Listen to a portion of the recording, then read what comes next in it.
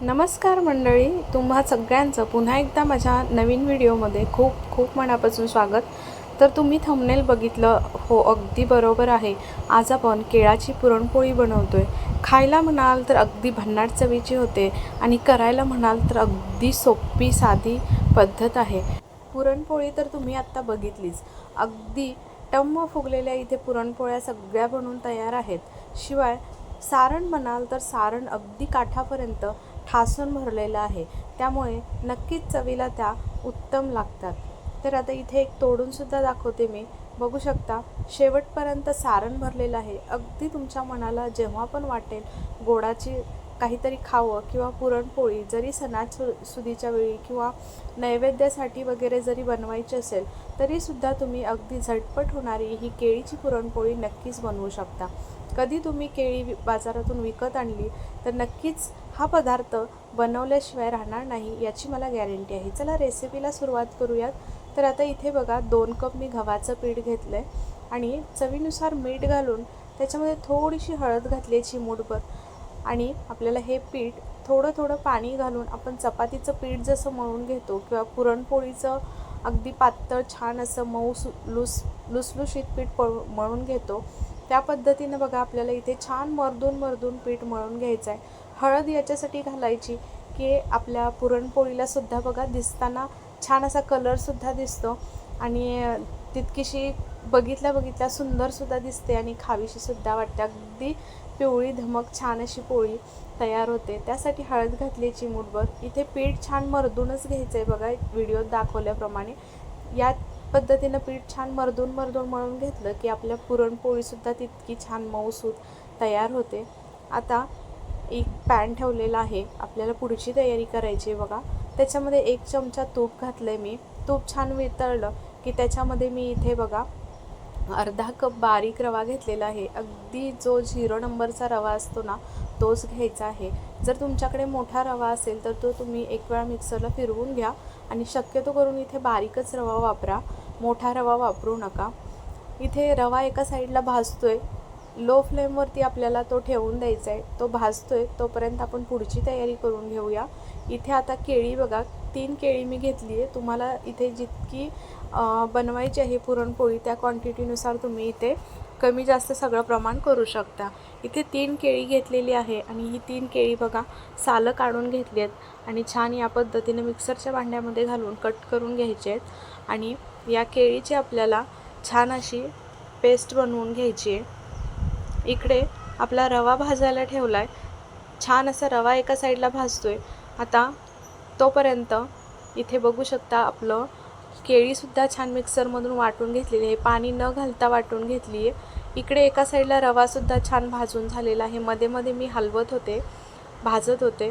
तर लो फ्लेमवरती सगळा रवा छान तुपामध्ये भाजून घ्यायचा. त्याच्यानंतर बघा पटकन आपल्याला हे प्रोसेस करायचे आहे.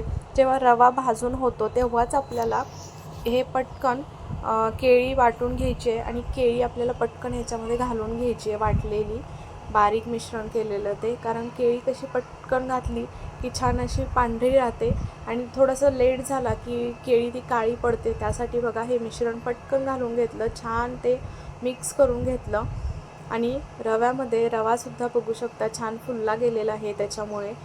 त्याच्यानंतर इथे मी अर्धा कप गूळ वापरलेला आहे.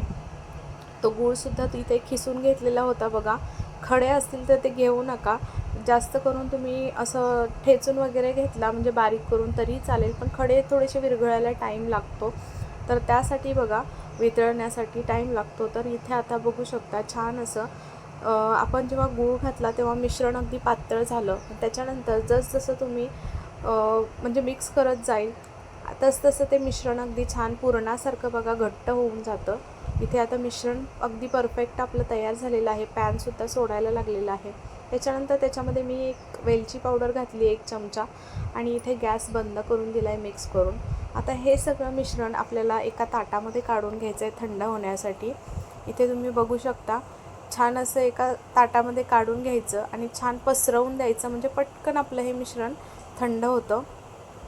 हे आपलं पुरणपोळीसाठीचं मिश्रण तयार झालेलं आहे.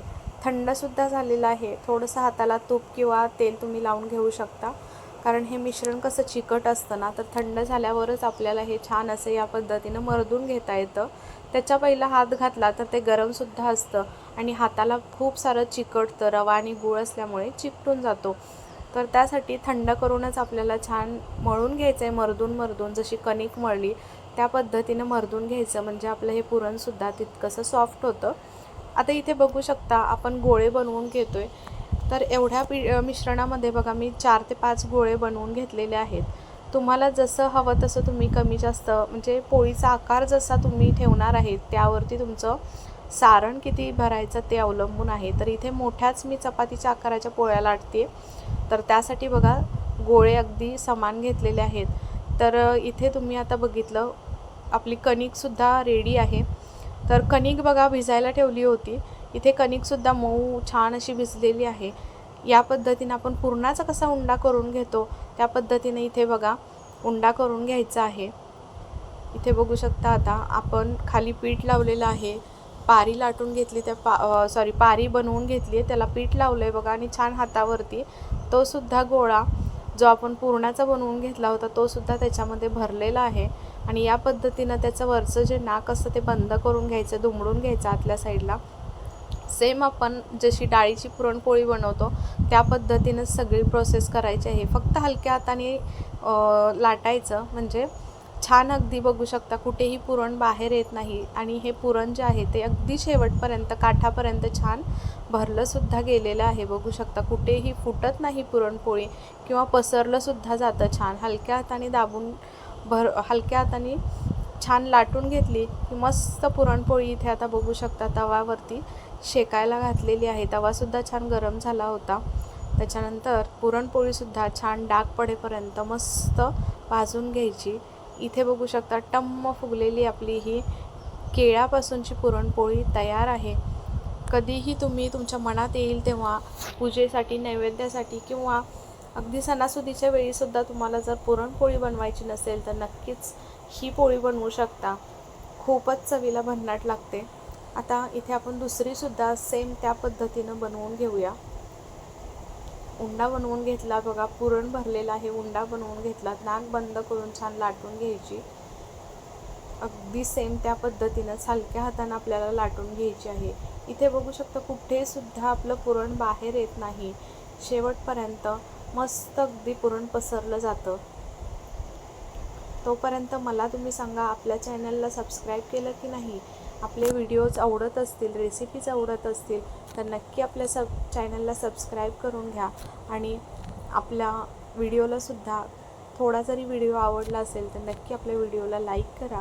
जास्तीत जास्त ही रेसिपी शेअरसुद्धा करा. तर आता पुरणपोळी बघा ती लाटून झालेली आहे. छान आपण भाजूनसुद्धा घेऊया.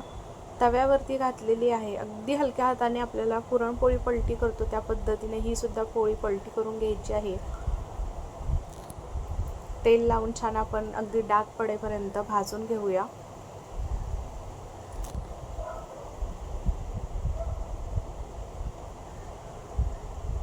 आता इथे मध्ये थोडंसं होल पडलेलं आहे त्याच्यामुळे ही पुरणपोळी एवढीशी फुगलेली नाही. तरीसुद्धा त्या होल पडले त्याच्यावरतीचं थोडंसं दाब दिला की छान अगदी बघू शकता पुरणपोळी फुगली जाते. या पद्धतीनं ही दुसरीसुद्धा तयार झालेली आहे. अशा सगळ्या पुरणपोळ्या मी इथे 5 पुरणपोळ्या लाटून घेतलेल्या आहेत.